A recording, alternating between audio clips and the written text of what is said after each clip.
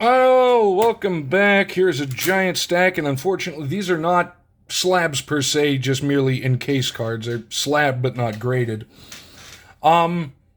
This was the first part of the stuff I found in one of those big storage containers I brought up from my mom's house. And honestly, I probably haven't looked through these in at least 15 years, so it was very much a little treasure hunt, and I figured why not make some videos out of it because a lot of it was sports card related. So this is just all various encased cards. Can't remember why they're encased, nor can I remember where I got them, with the exception of maybe two or three of them. But I will get into that in a moment. So let's just go in, and I don't know, like, these are sparkly as anything. I like these. But a bunch of old cards, so we're going to get into it. Here's a name. Honestly, I had actually forgotten he played for the Steelers. This is Gene Big Daddy Lipscomb, probably best known for his time playing for the Baltimore Colts. During like the Art Donovan days and the Johnny Unitas days. Monster defensive tackle, 6'6", 288. And think about this. This card is from 1962. It's a 62 tops, by the way. Think about how big that was. 6'6", 288 in the 50s and 60s. That is a giant of a defensive tackle. 10 years pro. Let's see. Traded to the Colts to Pittsburgh before the 1961 season started. Gene is one of the few to succeed in pro ball without a college career. Did not know that, or else I knew that and forgot it. But this is the kind of stuff we're digging. I probably found these at various card shows or flea markets over the years, but I don't know. Next, we got two from the same set. And I had to look all these up because I didn't know a whole lot of them.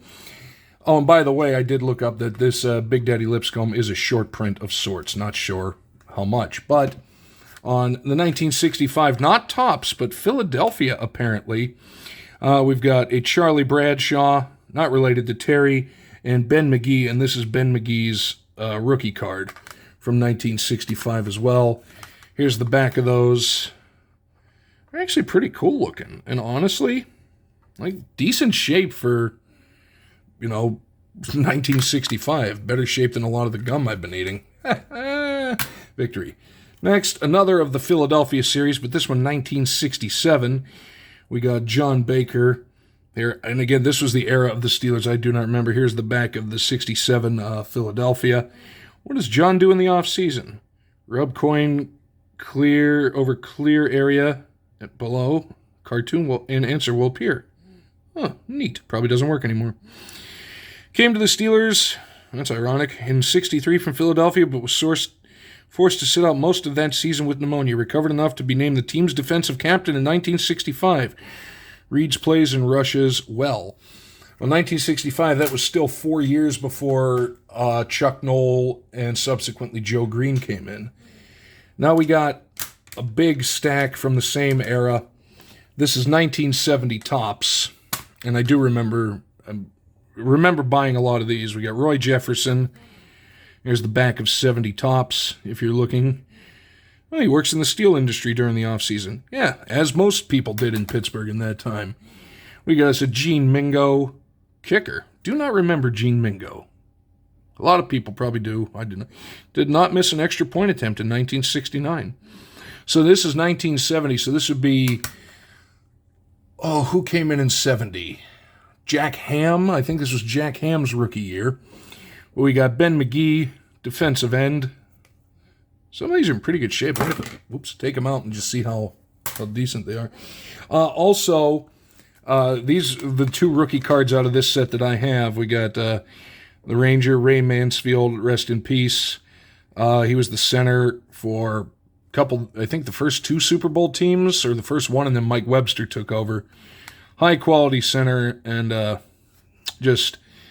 Pittsburgh legend. It was the start of the great centers that the Steelers had.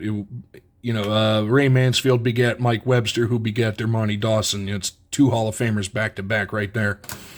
And Chuck Hinton, that color Steelers uniform. There we go. Defensive tackle. Here's pro. See, that's the interesting thing. Years Pro 7, but this was his rookie card because a lot of times they didn't make cards of everybody back in the day. And when did exactly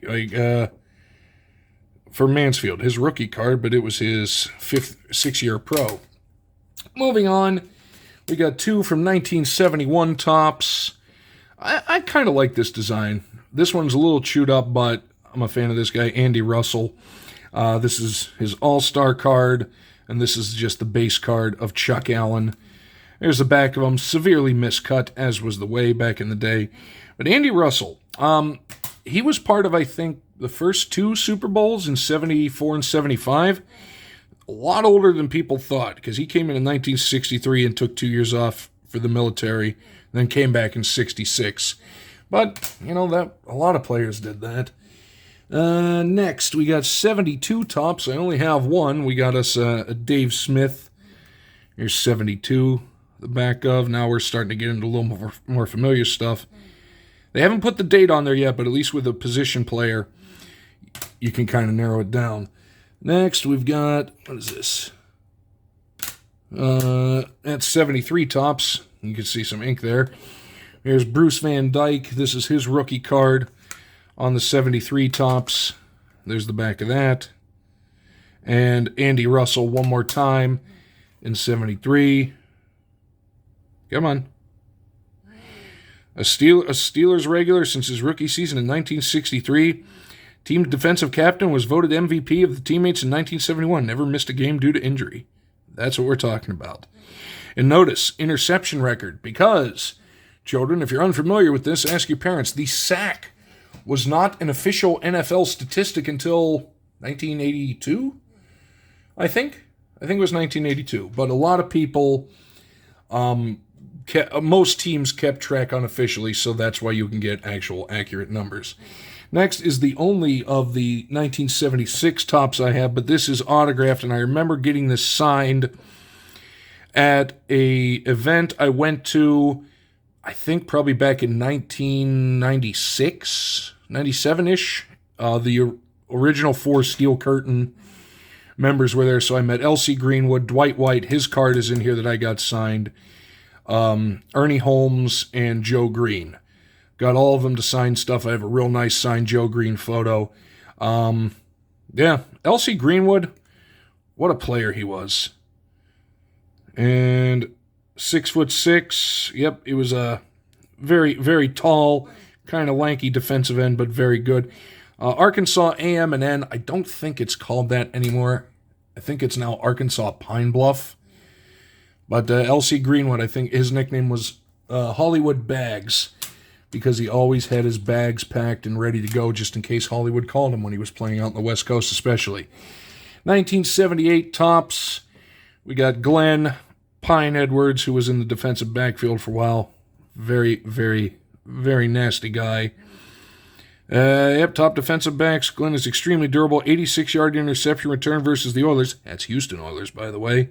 In 1973 was the longest in the AFC that year. And this is 78 Topps. And here's the card I got, the late, great Dwight White, just as the late, great L.C. Greenwood. Joe Green's actually the only one of the 4 still alive. Dwight White signed the 78 Topps for me. And final, I picked this one up later because, actually, no, I got a photo for Joe Green to sign, but you have Mean Joe Green. And I think, because I've been asked this question a lot, like, Zach, who would you say is the greatest Steelers draft pick of all time? And I would say Joe Green simply because he was the first pick of the Chuck Noll era, the 3rd pick overall, and it was after that it kind of built what the Steelers became in the 1970s, especially a defensive dominating machine. Because from 33, their iteration in 33 up until 1969, the Steelers were god-awful. God-awful. They hadn't, I don't think they'd even been to the playoffs, let alone won a playoff game. The first playoff game they ever won was the Immaculate Reception in 1972. Moving on, there's a couple more. One of my favorites, and shout out to undrafted player Fabian, the original and only TB12 people. You can whine about it all you want, but you will lose. Here's Terry Bradshaw on the 82 Topps. One of the funniest human beings walking this planet. And another one, I don't know where I got this from. I've actually since written to this gentleman and gotten him to sign cards through the mail twice. I think he charges $10 per, but this is Hall of Fame center Dermontti Dawson. I have two of these cards. Actually, I have one of this same one, the 1990 Pro Set signed, and this was one that I found. I'm like, holy crap, didn't even know I had that. And I just noticed FTP's little thing is getting a little weird there. I will fix that.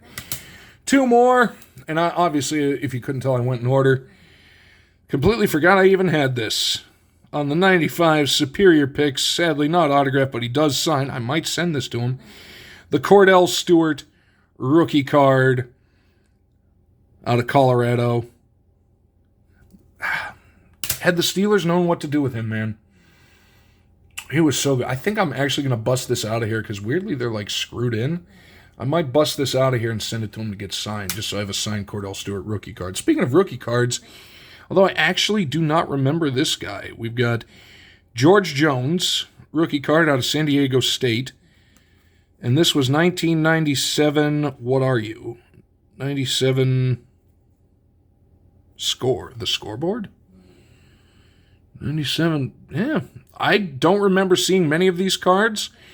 Don't really remember ever hearing the name, but an interesting Steelers rookie. And quite a weird, interesting, fun stack of stuff that I just happened upon that I had found and amassed years ago and then kind of forgotten about. So that's the kind of stuff we're going to be looking at as I go through on What Did I Find Wednesday, because some of the stuff is pretty cool. There's some really interesting things that I think hopefully interesting to me, hopefully interesting to you as well, that are going to be coming up on subsequent Wednesdays. But there you go, just the start. Random friggin' encased cards with all these Steelers things. I don't even know where I got them from. I think it had to have been at some card show somewhere from the same vendor, but I don't know. That's a mystery for the times. So, happy hump day, everybody. Hope you're well. And stay tuned tomorrow because Jank Pack Thursday. Take it easy.